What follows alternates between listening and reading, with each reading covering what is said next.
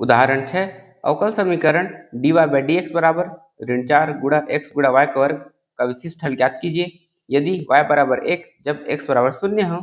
तो हमें इसमें इस अवकल समीकरण का विशिष्ट हल ज्ञात करना है यदि यहाँ पर y बराबर 1 जब x बराबर 0 हो, और यहाँ पर हम इसका विशिष्ट हल चरों का पृथक्करण विधि द्वारा ज्ञात करेंगे। तो यहाँ पर हम लिखेंगे, दिया है dy बाई डी एक्स बराबर ऋण 4 गुणा x गुणा y का वर्ग।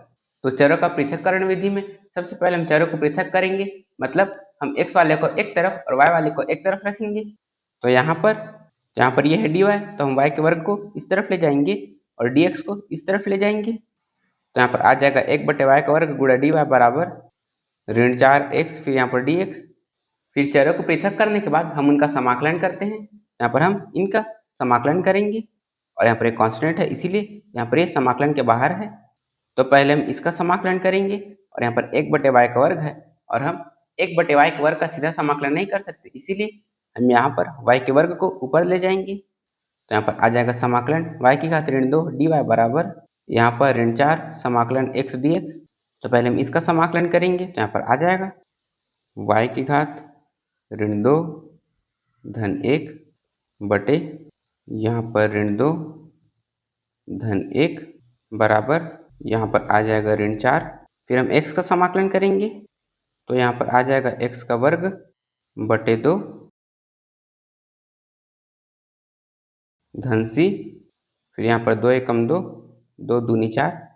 फिर हम इसे जोड़ेंगे, तो यहाँ पर आ जाएगा y की घात ऋण 1 बटे ऋण 1 बराबर यहाँ पर है ऋण 2, फिर यहाँ पर x का वर्ग धन c। फिर यहाँ पर हम इसे नीचे ले जाएंगे, तो यहाँ पर आ जाएगा ऋण 1 बटे y, फिर यहाँ से बराबर में आ जाएगा ऋण 2x का वर्ग धन c। तो यहाँ पर ये है व्यापक हल, लेकिन हमें इसमें विशिष्ट हल ज्ञात करना है और यहाँ पर y बराबर 1 और x बराबर 0 दिया है। तो विशिष्ट हल ज्ञात करने के लिए पहले हम x और y के मान को इसमें रखेंगे जिससे हमें c का मान मिलेगा, फिर हम c के मान को वापस इसमें रखेंगे जिससे हमें विशिष्ट हल प्राप्त हो जाएगा। तो हम मान लेते हैं कि यहाँ पर ये है समीकरण 1। तो अब हम समीकरण 1 में x बराबर 0 और y बराबर 1 रखेंगे। तो हम लिखेंगे समीकरण 1 में x बराबर 0 और y बराबर 1 रखने पर, तो यहाँ पर आ जाएगा ऋण 1 बटे 1 बराबर यहाँ पर आ जाएगा ऋण 2, फिर यहाँ पर 0 का वर्ग धन c, फिर यहाँ पर ये हो जाएगा ऋण 1 बराबर 0 का वर्ग होता है 0, फिर हम 0 का इसमें गुणा करेंगे, तो यहाँ पर आ जाएगा 0 धन c।